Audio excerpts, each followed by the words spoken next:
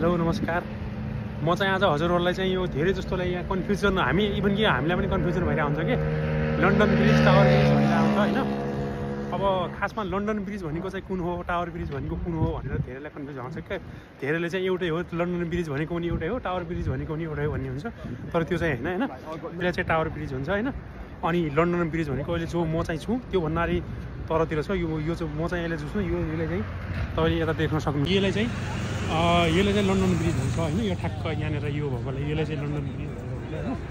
अनि ठ्याक्क अनि तपाईँको यसकै अलि माथितिर गएर यसलाई चाहिँ टावर ब्रिज भनेर भन्छ क्या। यसमा चाहिँ हामीहरू प्रायः जस्तो सबै धेरै जस्तो मान्छेहरू चाहिँ कन्फ्युज भइरहेको हुन्छ टावर ब्रिज र लन्डन ब्रिजको बारेमा। त्यो चाहिँ हाम्रो मैले के भनेअनुसार यो चाहिँ टावर ब्रिज होइन। अनि यो चाहिँ अहिले मैले यहाँ देखाइरहेको छु, त्यो चाहिँ हाम्रो लन्डन ब्रिज हो है त। धन्यवाद।